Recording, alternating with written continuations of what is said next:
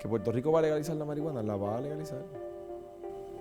Tú y yo sabemos, porque es la oposición a Maite. No tiene nada que ver con su edad. Si te dijera que todos fueron éxitos, mentiría. Y si alguien dijera que todos han sido errores, también mentiría. Nos van a demandar. Y eso le cuesta al Estado. Número uno, cuesta muchísimo, millones de dólares.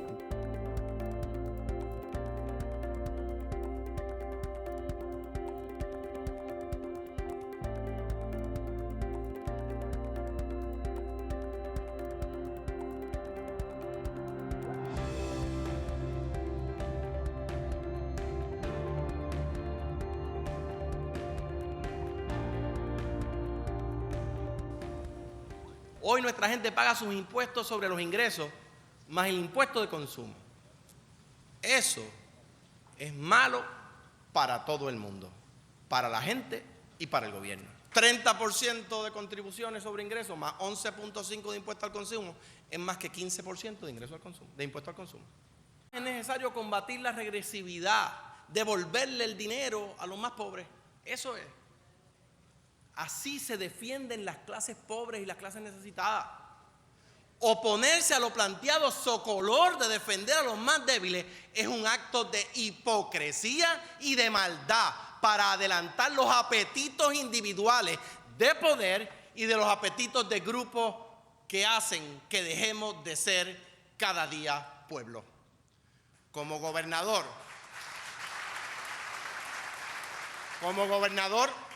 como puertorriqueño y como padre de 3 hijos, reclamo de esta Asamblea Legislativa que corrija ese error.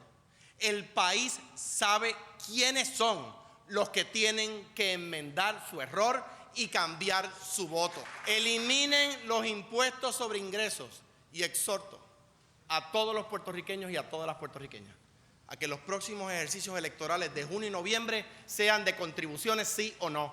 Que se sepa quién es quién, yo así lo haré y que el pueblo decida. Y por supuesto vamos a conversar con el gobernador Alejandro García Padilla. Gracias, gobernador, por estar aquí con nosotros. Es un privilegio para mí. Bueno, sobre el mensaje sobre el estado de situación del país, mucho se ha comentado debido a que se sabe que es su último mensaje. Algunas personas comentaron que se proyectó de una manera, quizás por la libertad de que no es aspirante, que quizás pudo haber conversado de esa forma desde su primer año, quizás podría convencer a muchas personas más. ¿Qué lo motivó a llevar este mensaje que obviamente se ha discutido tanto en el país?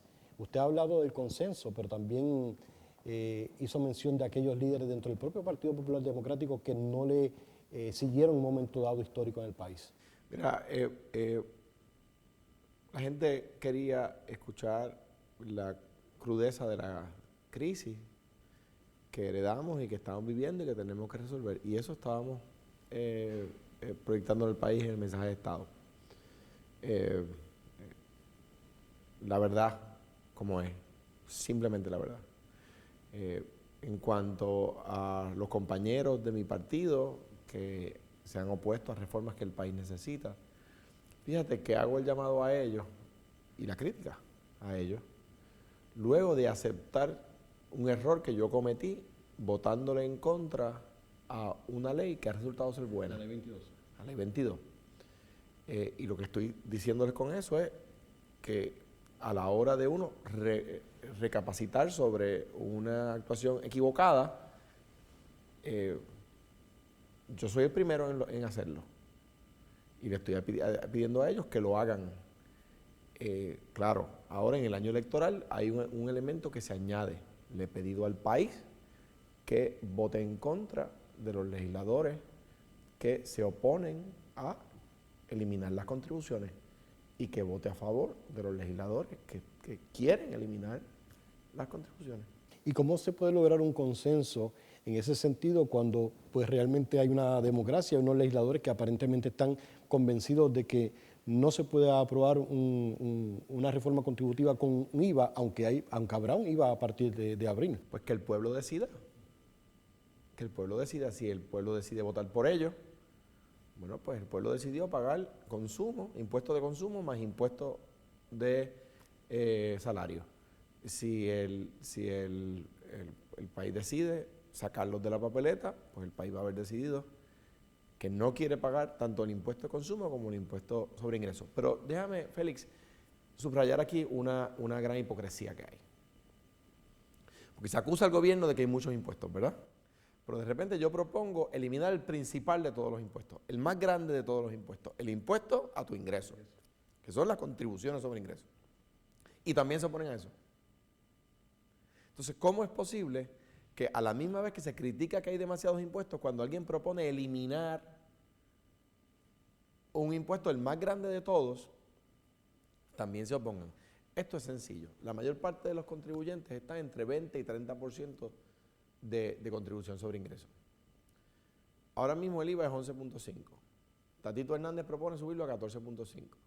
¿Qué tú prefieres? ¿Que te eliminen el 30, pagar 30 más 11.5, que es 41.5? ¿O pagar 14.5 y cero de contribuciones? Pues, por alguna razón todos los países del mundo lo están haciendo. Sería una vergüenza que Puerto Rico fuera el último país del mundo que tenga contribuciones sobre ingresos. ¿Qué fue lo que a su juicio ocurrió el año pasado cuando se presenta este proyecto? En primera instancia, muchos piensan que fue que se trató de ocultar el contenido del informe Kruger y que quizás por eso el pueblo comenzó a dudar de la intención real del gobierno. Entonces, aparentemente a partir de ahí el mensaje no llegó o no pudo llegar. ¿Se arrepiente de haber escuchado a aquel asesor o a aquella persona que le dijo, gobernador, no haga público ese informe? Es que y que se hizo público por un esfuerzo de la propia prensa. Es que el informe se tenía que hacer público cuando estuviera listo y cuando fuera final, no antes. Y al fin y al cabo lo que concluyó la Corte era que las partes que ya habíamos hecho públicas eran públicas y que las otras no. Pero como quiera. Eso no creo la duda. Posiblemente, quizás lo que fuera. Lo cierto es que como quiera la gente está pagando más contribuciones de lo que deberían estar pagando. Entonces, de repente, es el propio gobierno que está diciendo le estás pagando de más.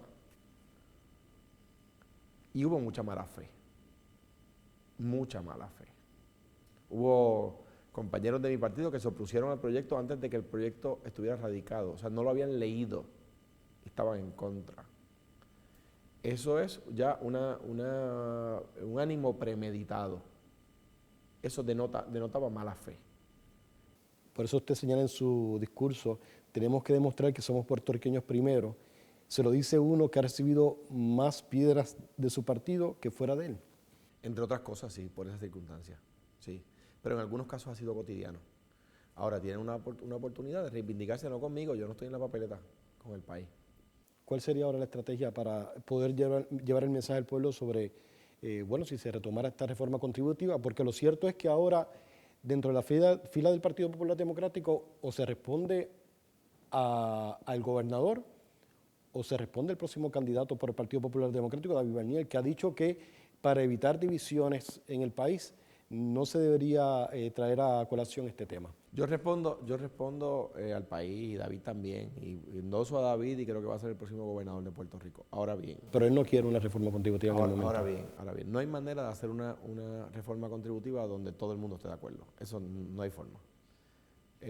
Tú tienes que estar, o tratas de subir a los de abajo o tratas de beneficiar a los de arriba.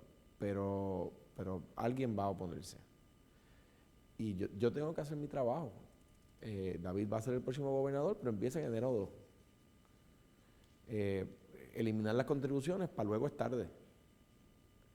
Y yo entiendo la posición de David, la entiendo perfectamente. Y como dije desde el principio, es una persona que tiene una capacidad extraordinaria para unificar al país. Lo entiendo y creo que es así. Ahora bien, las cosas como son. Contribuciones sobre ingresos son una injusticia. Y yo tengo que combatirla, no puedo dejarlo para después. Se debería aprobar ahora. ¿Usted cree que hay ambiente? Mucha gente que antes se oponía ahora está a favor. Por ejemplo.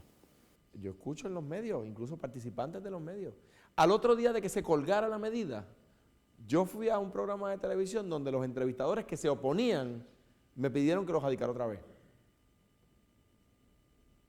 Esa era, se podría decir que sería la joya de la corona de Alejandro García Padilla si se hubiese aprobado. ¿Resolvería eso la crisis fiscal del país? Hubiese ayudado. Y yo lo dije, esto no se aprobó y mi mensaje de Estado fue al otro día. Y dije, ahora la ruta va a ser más difícil. Lo dije en el mensaje de Estado del año pasado, al otro día de que colgaran la reforma contributiva. Y es lo que está pasando. No tuvimos acceso al mercado de bonos, porque no teníamos los ingresos. La economía no creció, ¿por qué? Porque seguimos penalizando la productividad. Vamos a entenderlo, la contribución sobre ingresos, los impuestos sobre los ingresos, van contra tu productividad. Mientras más tú produces, más te cobran. Entonces no hay incentivo a producir. En cambio, lo que proponemos es que mientras más tú compres, más pagas. Entonces tú decides, no decido yo, lo decides tú. Tiempos de crisis son también tiempos para rectificar los errores y perseverar en los aciertos. Mientras trabajamos para salir de este tiempo de tormenta, no olvidemos que ambicionamos algo mucho más importante que el que haya dinero suficiente en caja para pagar los gastos del gobierno. Cuadrar la finanza es solo un instrumento para el propósito. La riqueza no es fin en sí mismo, sino un mecanismo para construir una mejor civilización. Una sociedad que le permita a todos tener vidas plenas, sin que el bienestar de uno se dé a expensas de las penas de otros.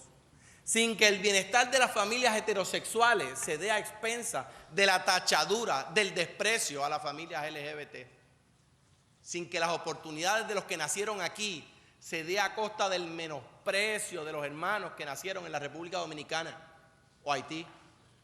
Sin que el desarrollo, la siembra y la conservación riñan y antes bien acepten que el país necesita desarrollo, necesita siembra y necesita conservación.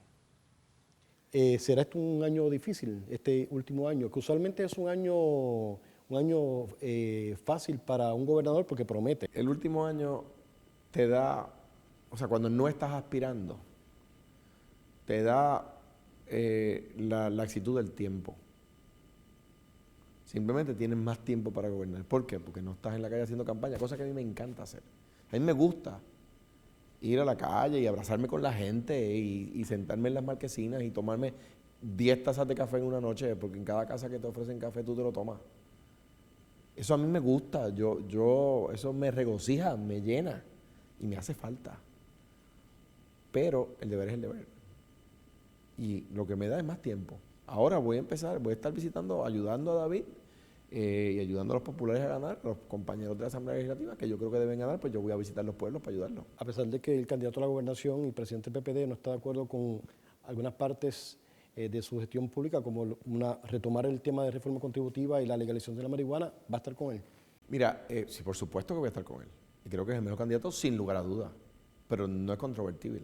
Es el mejor candidato. Ahora bien, que Puerto Rico va a eliminar sus contribuciones, las va a eliminar. Quizás este año, yo espero que sea este año. El año que viene serían 100 años de planilla. Es una vergüenza que lleguemos a 100 años de planilla. Que Puerto Rico va a legalizar la marihuana, la va a legalizar. Cuando suceda, si no sucede este año, tú me vas a entrevistar. Y me vas a decir, ¿usted se acuerda cuando usted lo dijo hace qué sé yo cuántos años? Y yo te voy a decir, lo hubiésemos hecho entonces. No hubiésemos esperado tanto. ¿Tú sabes cuántas muertes nos cuesta el trasiego ilegal de la marihuana? Cientos en Puerto Rico. Cientos. Y en el mundo entero. Washington, D.C., la capital de los Estados Unidos, legalizó la marihuana para fines recreacionales. Sin hablar del estado de Colorado, y del de Oregón, y del de Washington, y un montón de condados en otros estados. La capital, Washington, donde está el Capitolio, donde está la Casa Blanca, donde está el obelisco de Washington, donde está el monumento de Lincoln, ya lo hizo. Quizás su visión de gobierno sea algo liberal, pero también hay personas que son muy conservadoras en Puerto Rico. Entonces, ¿cómo se podría llegar a un punto medio con relación a ese tema tan delicado para algunos? Pero de entrada quiero atender la premisa de tu pregunta porque es correcta y pocas veces se discute. Yo me acuerdo cuando antes nos decían que los PNP y los populares éramos iguales. Pues yo me propuse cambiar eso. Yo lo escucho todos los días. Todos los días, ¿verdad? Pero ya está empezando a cambiar. yo decidí que el Partido Popular volvía a su raíz liberal. El Partido Popular salió del Partido Liberal porque a juicio de Muñoz no era suficientemente liberal. Y trajo un partido liberal y creó un partido liberal y aprobó la ley de tierra y aprobó y aplicó la ley de los 500 acres y la ley de 8 horas de trabajo y todas las reformas liberales de Muñoz, sin duda alguna. Y la Constitución y la Carta de Derechos de la Constitución, antes de la Constitución de Lela, los hijos nacidos fuera del matrimonio tenían menos derechos que los hijos nacidos dentro del matrimonio.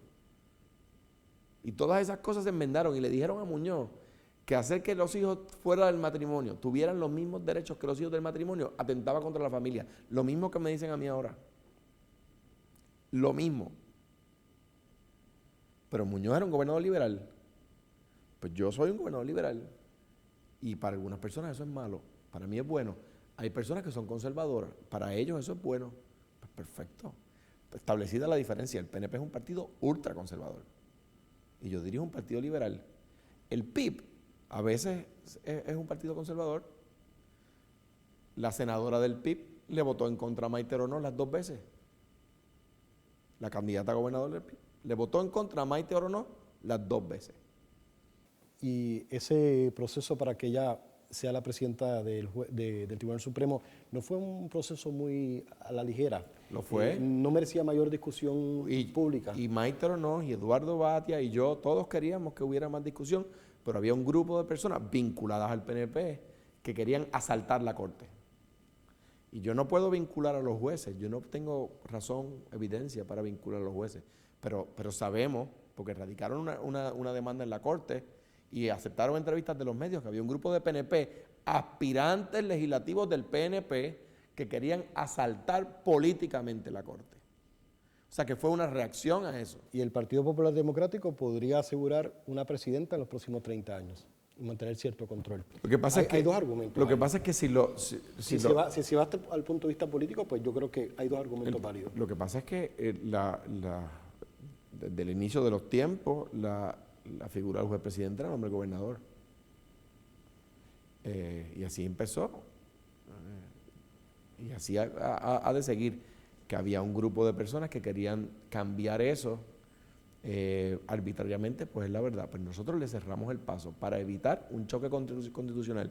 Algunas personas dicen no surgió, está bien, no llegó a surgir el choque constitucional, pero pudo haber surgido y se evitó. Y tengo que decir que me consta que Eduardo Batia quería que tuviera vistas, que la señora jueza presidenta quería vistas públicas y yo también. Pero hubo que actuar conforme a la situación del momento. Las cosas no se dan en el vacío. En el mundo perfecto hubiese tenido vistas, pero el mundo no es perfecto. Gobernador, ya que usted no va a correr para una próxima elección y se habla de un partido liberal, en el caso del juez del Tribunal Supremo, ¿qué sería mejor? ¿Que lo nombren los propios jueces o que siga en el control y mando del primer? Lo que no está roto no se cambia, no se arregla. Tú arreglas lo que está roto. Lo que no está roto no se arregla. En todas partes lo nombra el gobernador y es parte del sistema de los 3 poderes. De frenos y contrapesos. Una vez nombrado y confirmado, esa persona administra la rama judicial, pero tiene un contrapeso, que es que lo nombra en esa posición el gobernador y lo confirma el Senado. Y en ese sentido, pues es una manera de entrelazar los poderes, ¿verdad? Y funciona así desde que se creó la Constitución de los Estados Unidos. La Constitución de los Estados Unidos ha funcionado bien y la nuestra también. ¿Qué Maite Oronoz le puede dar al Tribunal Supremo? Porque es una persona joven. Algunos entienden que tiene poca experiencia, otros entienden que sí la tiene y que podría ser muy productiva por la juventud que tiene, por los años que tiene. En cuanto al tema de la edad, Maite Oronoz es mayor que los 2 principales candidatos a la gobernación de Puerto Siempre Rico. se habla del tema de la juventud, se cree o no se cree la juventud. Usted también fue un candidato joven. Pero fíjate. Hernández Colón en su tiempo también fue un candidato joven. Más joven que ella, yo soy unos 5 años mayor que Maite. Pero los 2 candidatos principales a gobernador son más jóvenes que Maite. O sea que las personas que piensen de esa forma descualifican a Ricky Rosselló y a David Bernier. O sea, es decir, que hay un doble discurso en esto. Lo hay. Dos cosas en cuanto a esto. Mira, tiene la experiencia, número uno, tiene la experiencia, tiene la capacidad jurídica y es un momento de cambio y de transición y los cambios que se tienen que dar, los tienen que dar las generaciones que van a vivirlos, que van a sufrir o a gozar de las consecuencias. Por eso es importante una persona como Maytai. Ese es el primer punto. El segundo punto.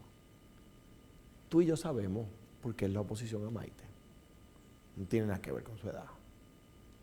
La verdad es que es un prejuicio. La verdad es que es discrimen porque no es heterosexual. Si fuera una mujer heterosexual, nadie estaría hablando de eso. Nadie estaría diciendo que es muy joven. Esa es la verdad y todos los votos que tuvo en contra en el Senado fue por eso. Aquí nadie se llama engaño, es una gran hipocresía. Es una gran hipocresía y yo tengo 1000 defectos. Quizás yo sea el ser humano con más defectos en el mundo, pero hipócrita no es uno. Bueno, prácticamente me ha llevado a seguir hablando sobre el tema de los derechos civiles, ahora con el comentario que me hace, porque quería retomar el tema de la economía del país, que a muchas personas les interesa, y sobre todo lo que está ocurriendo en el Congreso de Estados Unidos, pero ya que toca este tema, ¿qué aciertos usted ha logrado con relación a los derechos civiles? Posibles trabajos que haya que hacer con relación al Código Civil en el futuro. ¿Qué hizo? ¿Qué falta por hacer? Quiero el Código Civil para firmarlo a la altura de nuestros tiempos. Eso falta por hacer. En cuanto a los derechos civiles, es una de las satisfacciones. Hay frustraciones, muchas, y hay satisfacciones. El crimen está a la mitad de lo que estaba cuando yo empecé. El desempleo ha bajado, no tanto, pero ha bajado. Pero ha bajado porque los que se fueron dejan plazas desocupadas. No, porque el desempleo se mide porcentualmente. Entonces, por eso lo medimos porcentualmente, no en números totales. En números totales ha mejorado también. O sea que de un universo menor, de menos gente, tienes más por ciento de gente trabajando. Igual que en la universidad, hay menos población en Puerto Rico, pero hay más gente en la universidad. Y el que la población esté envejeciendo y a la misma vez la universidad esté creciendo es un buen símbolo. En cuanto a eso, ahora en cuanto a los derechos civiles. Los derechos de inmigrantes. Cuando yo crecía, cuando yo era un muchachito, los chistes eran de dominicanos, y de haitianos, y de africanos. Y yo crecí, ahora me da vergüenza mirar hacia atrás y escucharme de niño, haber dicho un chiste contra alguien de otra nacionalidad. Ya eso que se ve cada vez peor. Todavía no hemos logrado extirpar de nuestra sociedad que se les llame ilegales. Yo pienso que no existe un ser humano ilegal. Por definición, un ser humano es legal, es un ser humano. Y yo me resistí a pensar que yo tengo más derechos que ellos. Esto surge, Félix, te voy a decir de dónde surge. Dos cosas en mi vida que me marcaron para siempre. De jovencito, mi director espiritual, Monseñor Andrés Guerrero, una de las personas más inteligentes que he conocido en mi vida. Era muy mayor, un gran tipo, hombre bajito, pero con una voz de trueno. Era dominicano. Y yo aprendí que una de las personas más inteligentes que yo he conocido en mi vida era dominicano. Por lo tanto, eso de dominicanos y no inteligentes, yo sabía que no era correcto. Y me creó una sensibilidad particular hacia la cultura dominicana y me enamoré de la cultura dominicana. Me encanta. Y luego en la campaña... Son vecinos caribeños. Son nuestros hermanos. Luego en la campaña fui a una reunión con dominicanos en Barrio Obrero. Y luego de la reunión, unos médicos que estaban presentes, dominicanos, me dijeron que confiaban en mí y que me querían mostrar algo. Y me llevaron a la parte de abajo, al sótano de esa residencia. Y había una sala de parto. Y yo dije, ¿qué es esto? Y me dicen, aquí paren las indocumentadas porque no se atreven a ir al hospital para que no las deporten. Independientemente de que el niño que les nace es ciudadano de los Estados Unidos porque nace en Puerto Rico, bajo el Estado Libre Asociado, a ella la deportaban. El niño se podía quedar, pero imagínate que iban a dejar al niño. De ahí, de las primeras órdenes ejecutivas que yo firmo cuando entro como gobernador, es que no se le puede preguntar sobre el estatus migratorio a una mujer que va de parto o a una persona que va a una sala de emergencia.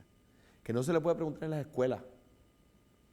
Que presentamos la legislación para que tengan licencia de conducir y la aprobamos.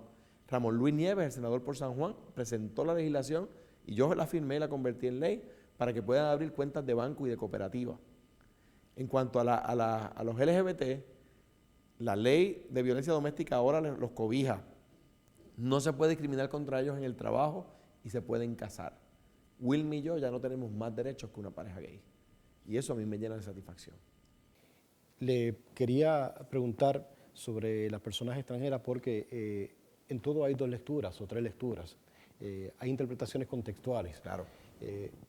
Algunos podrían pensar que también la lucha sería para que el Partido Popular Democrático lograra mayores votos. Pero no votan. Con la comunidad extranjera. Digo, y algunos votan y son estadistas y son independentistas. Claro, pero los que son de estatus migratorio informal, es decir, los que se les llaman ilegales, no votan. Yo quiero que voten, pero el proyecto está radicado, no se ha aprobado. O sea que esa gente a la que yo ayudé no ganó ni un voto.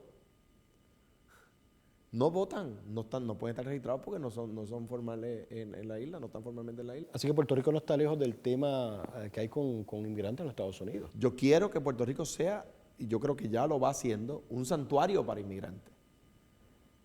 Esas son palabras mayores. Que sea un santuario para inmigrantes, como lo es San Francisco. ¿Y le va mal a San Francisco? Como le va mal a la ciudad de San Francisco. ¿Y un santuario de inmigrantes? ¿Podrían aportar a la economía? Lo aportan. Si los inmigrantes con estatus migratorio informal dejaran de trabajar mañana, se cae al piso la economía. En Estados Unidos se cae al piso la economía. Esa es la verdad. ¿Qué falta por hacer? Tenemos que lograr, y firmé una orden ejecutiva hace poco, para proteger a los empleados y a las empleadas domésticas. Tenemos que, mira, uno de los lastres que tiene esta sociedad es una cosa que se le llama certificado de antecedentes penales. Eso tenemos que revisitarlo. Si tú me dices que la persona es un ofensor sexual o algo así, pues está bien. Pero hay un montón de gente que sale de la cárcel y no puede encontrar trabajo, porque independientemente de que ya pagó, que ya cumplió con la sociedad le sigue cobrando, y el certificado de antecedentes penales pasa a ser un sello que tienen pegado en la frente como si fueran personas malas. Bueno, pero si no sentimos que ya le cobramos lo que debían, ¿por qué ahora los seguimos mancillando y les impedimos salir a la sociedad? Pues eso hay que revisitarlo. Eso es parte de la agenda liberal. Yo soy un gobierno liberal y me siento orgulloso de hacerlo. La figura de un gobernador siempre es objeto de discusión pública.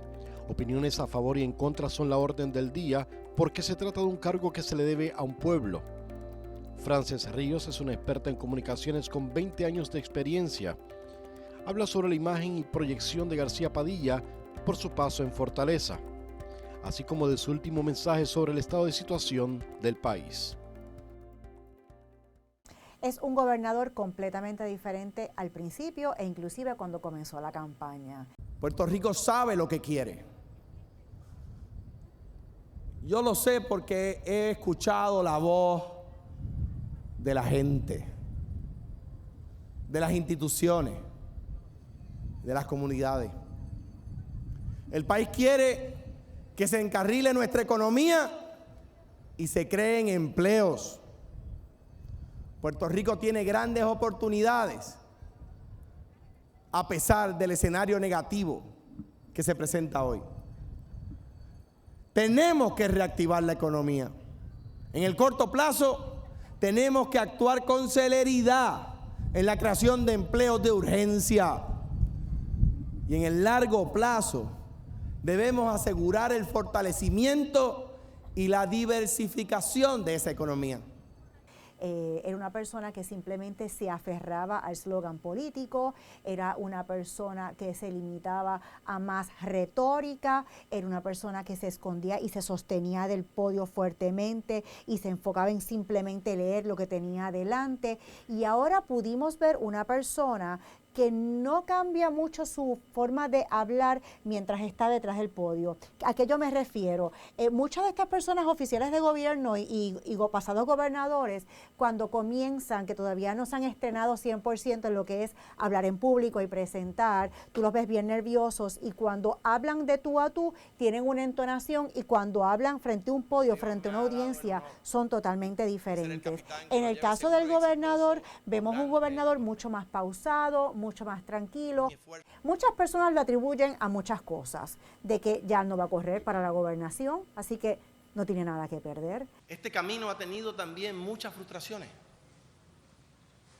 muchas. La traición, el cálculo político, el populismo, la falta de palabra, la falta de carácter, el miedo a lo correcto, la seducción de la cobardía. También podemos decir que la práctica ha hecho la perfección. Yo entiendo que es la suma de las dos. Es la práctica que he tenido por estos 4 años, y también que, como dicen, ya no tiene nada que perder. Ya está tirando los últimos cartuchos para que el partido pueda lucir bien. Pero una de las cosas que me extrañó de primera instancia fue el color de la corbata, porque tú sabes que típicamente en Puerto Rico y también en los Estados Unidos, el presidente, el gobernador, utiliza la corbata que va a tono con su partido político. Y en esta ocasión lo vimos utilizando una corbata violeta, como que en símbolo de quiero unir a todo el mundo, vamos a trabajar juntos lo que queda del cuatrenio para poder ver resultados. Así es como yo lo vi como televidente. Calificó el contenido de su discurso como uno sin profundidad y en el que se mantuvo lo que llamó floreteo. Floreteo es cuando uno escribe un discurso, una carta, con muchas cosas bonitas, cuando haces muchas citas a historiadores, a personas del pasado, y vi mucho de eso en este discurso. En su último mensaje de Estado, en 1964, Muñoz Marín articuló mejor que nadie esta visión del país. Escuchen bien.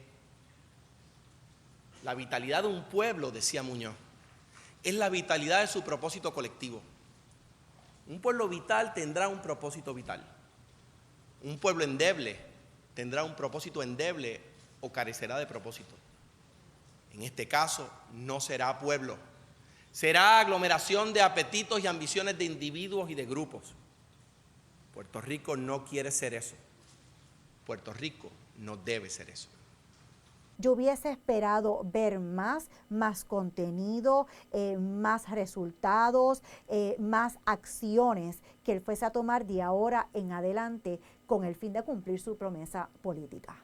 Describe a García Padilla como un hombre que proyecta buena imagen, pero falla en el contenido de su mensaje. Todavía el contenido de su mensaje recae mucho en la retórica. Y de nuevo, una cosa que yo siempre le enseño a todos mis clientes a la hora de hablar en público y hacer presentaciones, que no es lo que tú quieres decir, es lo que la audiencia quiere escuchar. Y Puerto Rico está cansado de la retórica. Puerto Rico quiere ver ya una persona con experiencia que pueda traer unas ideas que sean aplicables hoy. No estudios, sino ideas aplicables hoy, y que cuando lo vaya a comunicar, lo comunique de forma tal que el pueblo diga, ese es mi líder. Tenemos que demostrarle que somos puertorriqueños primero que populares, que somos puertorriqueños primero que PNP y primero que pipiolo. Tenemos que demostrarle a nuestra gente que somos primero puertorriqueños que carreristas políticos, adictos al poder. Y se lo dice uno que ha recibido más piedras de su partido que de fuera de él. En este cuatrenio ha sido sobre todo la lucha con su propia gente. No he visto un discurso de vamos todos a unirnos como país. He visto más esa discordia con su gente. Y un líder, de nuevo, no le puede echar culpas a sus compañeros de trabajo. Es como si yo fuese una tarima a dar un discurso, a dar una de mis presentaciones como motivadora, y yo culpo a todo el mundo, a la audiencia, a ti, al del sonido, porque a mí me quedó mal. No, no, no. Yo soy dueña de mis acciones. Y en este caso, el gobernador va a tener que tener un grado de humildad y aceptar en las cosas que no le salieron bien y dar sugerencias con relación a las cosas que se tiene que enfocar el país para ver resultados e irse con una imagen mucho más elevada que con la que se estaría yendo si fuese hoy.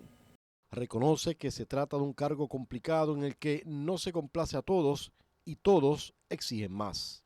Ya la gente está desesperada, el pueblo está desesperado y el pueblo ya los niveles de tolerancia han bajado a unos niveles tan mínimos que lo que necesitan de un gobernador, que sabemos que la posición, el puesto es bien difícil, pero lo que quieren de un gobernador es una persona con seguridad y con ideas claras y aplicables al momento. Y déjame comentarte algo que tú no sabías. Recientemente yo tuve un evento de mujeres empresarias donde yo tenía 400 mujeres de alto nivel profesional en Puerto Rico y dueñas de negocios. Y le hicimos una pregunta. ¿Qué tú prefieres en el próximo gobernador que vayas a escoger? ¿Tú prefieres una persona con carisma o que sea una persona con preparación y una persona sobre todo con experiencia? ¿Cuál tú crees que fue la respuesta? La respuesta fue 98% una persona con experiencia.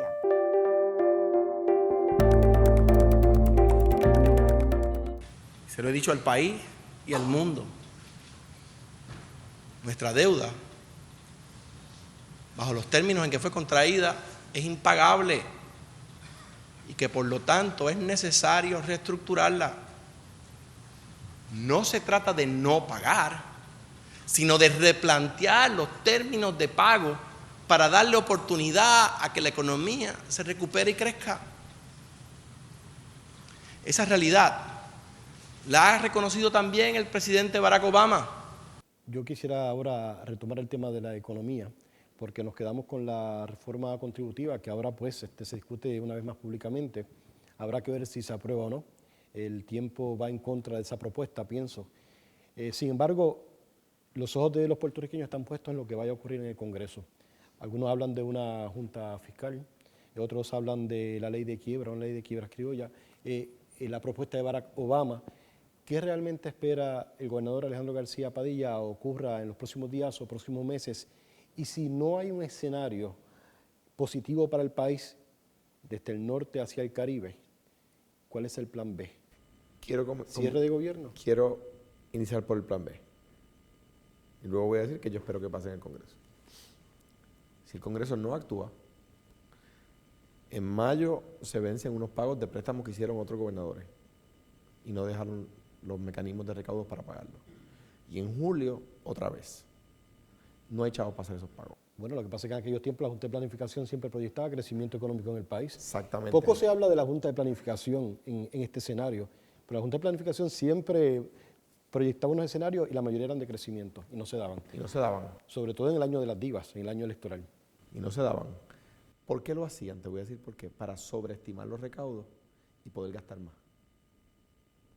Y se quedaban costos los recaudos. ¿Y qué hacían? Cogían préstamos. Eso fue lo que pasó. Tú has dado en el clavo. Gobernador Fortuño, que es el gobernador que más préstamos ha cogido en la historia, cogió 16.200 millones de dólares prestados. No 16 millones, no 160 millones, no 1.600 millones, 16.000. 1.016.000 veces. 16.200 millones de dólares prestados, más 7.000 millones que le dio Obama en fondos ARRA. Eso estamos pagando. Muchos de esos millones los cogió a corto plazo. Aquellos 7.000 millones de los fondos ARRA fue bajo la premisa de reactivar la economía del país. Y se hizo artificialmente por unos meses en el 2012 y se volvió a caer después de que se acabaron los fondos ARRA. Pero usted menciona varios gobernadores en su mensaje, no fue un solo gobernador. Aníbal cogió 16.000 más, 200 menos que Fortuño, 200 millones menos. ¿Y los anteriores? Cuando enero de 2005 la deuda estaba no estaba fuera de control, eran 37.000 millones. Bueno, me habló de un plan B y creo que entonces, por ahí presentó otras preguntas. ¿Qué va a pasar de aquí a junio? Cuando finalice el año fiscal. Si el Congreso no ha actuado, yo tengo que escoger entre pagarle a los policías y a los bomberos y a los enfermeros o pagarle a los bonistas. Voy a escoger pagarle a los de aquí, ¿verdad? Bien. Pero ahí no termina la ecuación. Nos van a demandar. Y eso le cuesta al Estado. Número uno, cuesta muchísimo, millones de dólares. Y número dos, entonces van a ser jueces en las cortes donde nos demanden los que traten de decidir quién cobra primero y quién cobra después. Entonces tú vas a tener un juez de Nueva York diciendo una cosa, y un juez de Miami diciendo otra, y un juez de Puerto Rico diciendo otra cosa, y un juez de sabe Dios dónde en Chicago diciendo otra cosa, y así, a la vez. Y nosotros, solitos, litigando en todas esas cortes a la vez. ¿Qué podemos hacer para evitar eso? Que el Congreso actúe, que es lo más sensato y lo más razonable. Yo confío en la palabra de Paul Ryan, yo creo que no nos va a quedar mal. Que se apruebe la propuesta del presidente Obama. Puede haber una mezcla de ambas cosas. Posiblemente haya una junta, nosotros creemos en una junta de supervisión fiscal que respete... Pero ¿quién va a controlar lo que ocurre en Puerto Rico en esa junta de control fiscal? ¿El Congreso o el gobernador de turno? Porque si entonces el gobernador de turno pierde todo poder. ¿Qué pasaría? ¿Quién respondería? ¿Quién hablaría a los medios? ¿Quién le hablaría al país? Por eso el secretario del Tesoro y yo hemos sido muy claros, Pierluisi se nos ha unido en eso, en que la Junta tiene que respetar la autonomía del pueblo de Puerto Rico. Pero los republicanos no van mucho con esa idea. Una vez la comprenden, sí, porque se dan cuenta, porque ellos dicen, ¿por qué no hacemos lo mismo que hicimos en la ciudad de Nueva York o en la ciudad de Washington, D.C. o en la ciudad de Detroit? A lo que la respuesta es porque Puerto Rico no es una ciudad. Puerto Rico necesita tener, y cuando tú se lo explicas a ellos lo entienden, separación de poderes. Entonces cuando tú les dices que la Junta va a poner impuestos, te dicen, no, la Junta no puede poner impuestos. Porque ¿quién pone los impuestos? Los quita a la legislatura de Puerto Rico. ¿La Junta va a poder contratar nuevos empleados? No, la Junta no debe contratar nuevos empleados. ¿Y votar los empleados existentes? No debe hacer eso. ¿Quién debe hacer eso? Cada agencia. Entonces, cuando tú los vas llevando, ellos lo van entendiendo. Entonces, no se puede descartar ningún escenario y sí hay que reconocer que usted ha intentado no despedir empleados públicos, hasta ahora lo ha logrado. Usted menciona cada día esa promesa. Pero si hay una Junta de Control Fiscal, entonces ese discurso podría cambiar. No, la Junta ¿Se puede haber una reducción de jornada? La Junta lo que puede exigir a Puerto Rico, un escenario imaginable. El peor de los escenarios. El peor escenario es que le exijan a Puerto Rico reducir gastos, pero todos los estudios indican que no debe. ¿Por qué? Porque ya reducimos demasiado. Y tú ves la carta del secretario del Tesoro del mes pasado, de enero, dice ya Puerto Rico llevó el gasto, mi gobierno llevó el gasto al nivel de 2005. O sea, el gobierno de Puerto Rico, mi gobierno, está gastando en 2016 lo que el gobierno gastaba en el 2005, hace 11 años. El gasto del gobernador Fortuño eran 11.900 millones. El gasto de mi gobierno es 9.292. Nosotros hemos bajado más de 2.600 millones en gastos. Esos números no son discutibles, esos números son números. Esa es la verdad pura. ¿Qué dicen los expertos? Los economistas del Fondo Monetario Internacional, etcétera. No puede seguir recortando porque le haces daño a la economía. Si el gobierno sigue recortando, le quita chavos a la economía. En este esfuerzo por tratar de buscarle solución al problema fiscal que tiene el país, usted en algunas instancias ha estado de la mano con Pedro Pierluisi y en otras no. ¿En qué coinciden y en qué difieren en esta lucha? Por ejemplo, la Junta de Supervisión Fiscal tiene que respetar la autonomía del pueblo de Puerto Rico. Por ejemplo, hay que reestructurar la deuda. Y en eso coincidimos. Lo que es increíble que haya políticos del PNP aliados con Wall Street en contra de Puerto Rico.